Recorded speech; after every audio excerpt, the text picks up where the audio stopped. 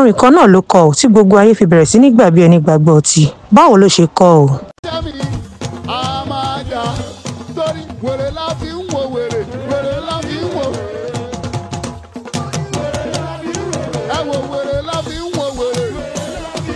Bí wọ́n ṣe ní kó mórí wá nìyẹn tí wọ́n fẹ́ sọ di bá mi mọ́ lọ́wọ́, ṣùgbọ́n Taye Currency náà ti sọ̀rọ̀. Ó láwọn kan ló fẹ́ sọ òun di olórin àná nítorí ẹ̀ lòun ṣe gbéná ojú wọn tóun sì ṣe kinní ẹ̀ fún wọn ní gbangba nítorí pé wèrè gan la fi ń wèrè, iná la fi ń kojú iná, ìdágìrì la fi ń kojú.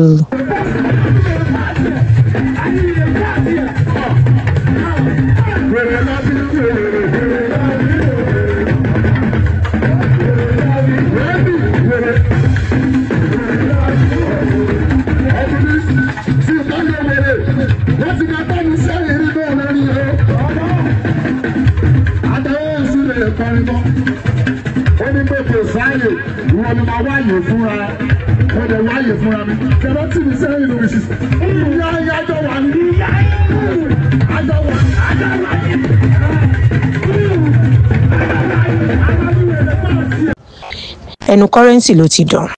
Ṣá o Báṣọ̀run Àgbákínlẹ̀ Yorùbá ti sọ̀rọ̀. Ó ní Kánìsì Kébàrí Wonder Agbájilọ́lá ọmọ ìyàwó ológun bá ń bẹ ní irú òde tó yẹ Aláyìndé nìyẹn. Ṣùgbọ́n Currency tóun náà kọ irú orin yẹn dí ọmọkùnrin kò tó kíní ọ̀hún ní bó ṣe jẹ gan. Báwo ni ọ̀jọ̀gbọ́n ní láì ṣe sọ ẹ máa bá wa kalẹ̀. Bí Barrister bá wà láyé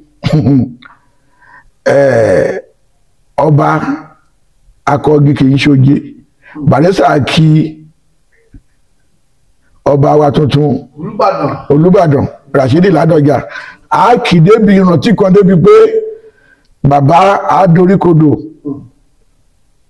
torí pé orin ó ń ṣàtọ́kù ìdùnnú ni. Ọ̀pọ̀lọpọ̀ kò mọ̀ túmọ̀ ká máa mi worowóró sétí ọmọdé. Ọ̀rẹ́ mi Saheed Òṣùpá bóyá borí ẹ̀ ṣe tóbi ẹ̀ náà ló ṣe jẹ́ kó ná pọ̀ lọ tóbi tó ní àìdónú. Ó ní worowóró ló ṣí mi létí, ìlú ló là mí lóhùn. Láti pé olórin wá síbi àpèjẹ ńlá bẹ́ẹ̀ yẹn láti wá mú inú àwọn tó wà ń bẹ̀ dùn, láti fún wọn ní mísí, láti fi orin ṣe ìṣítí. Bóyá lẹ mọ̀ pé ìlú ó ní ìmísí tiẹ̀ lọ́tọ̀ láti fi ṣí àwọn èèyàn létí. Ní rédíò Nàìjíríà wọ́n lùlù kan ń gbẹ̀ ńgbà kan. A ní bólúbàdàn bá gbogbo ayé ló ń tú síbi tó gbé mọ́. Ó mú kòkò títí gbogbo eyín jẹrà oníkálùkù ń tú síbi bẹ́ẹ̀ kẹ̀ ó níbi tó gbé tú sí. Yẹ́n pé ń bàbá yẹn fi lù sọ ńgbà yẹn kò so bí kò bá sí onílé ńlé ẹni tó bá délé kó ṣe léèrè.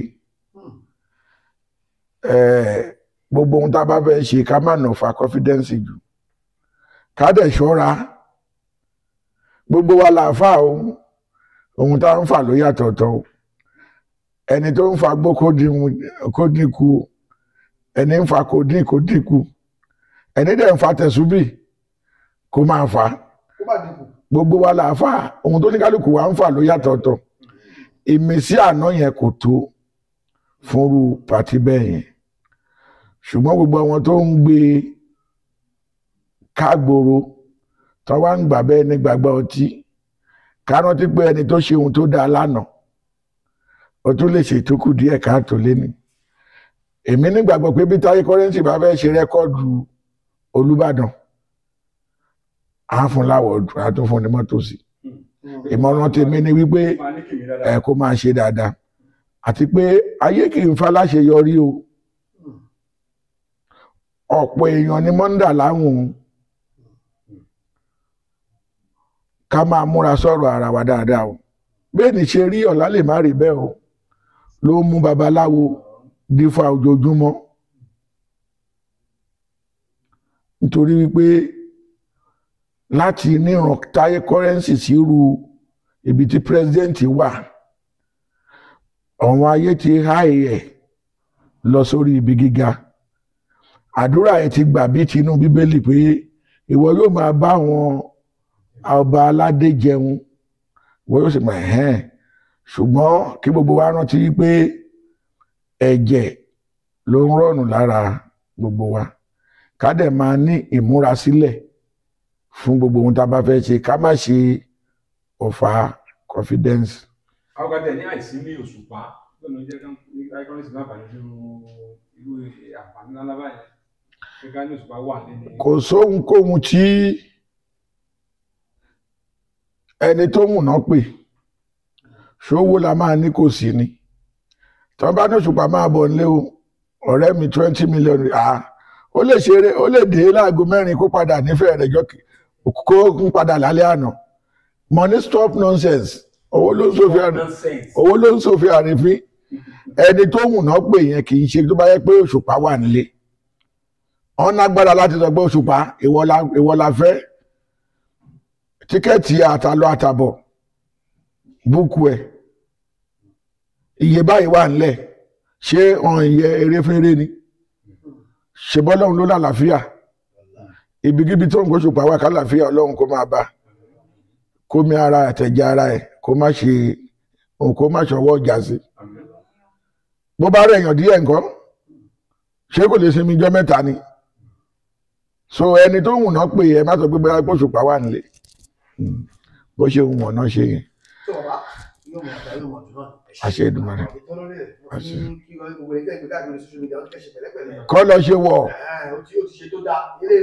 ó ti ṣe èyí tó dáa bí ò bá ṣe ti ọba àná dáadáa ọ̀ ní ìpè lọ́ba tèmi Ọlọ́run tó dálé ayé tó dá wa gangan ni kò ṣàṣìṣe. àwọn kan tẹ̀ ní àwọn kan ṣẹ̀ ẹ́ lóbi sọ pé ẹ bá gbàyàwó mi ẹ̀ lè gbàṣẹ́ mi wọ́n jáde náà gan àwọn lọ́wọ́ gan tó lórí pé ó bọ́ sí lọ́wọ́. olórí pọ̀ bàdàn. ohun tí èmi rí ń bẹ̀ ni pé Saheed Òṣùpá ní ọ̀nà téèyàn bá tàn kó tó dolówó kéèyàn tẹra mọ́nà ọ̀nà yẹn náà dáadáa o ká mójú tó ṣẹ́ wa bó bá jẹ́ wòlíì ní táyé kọ́rẹ́nsì ń lò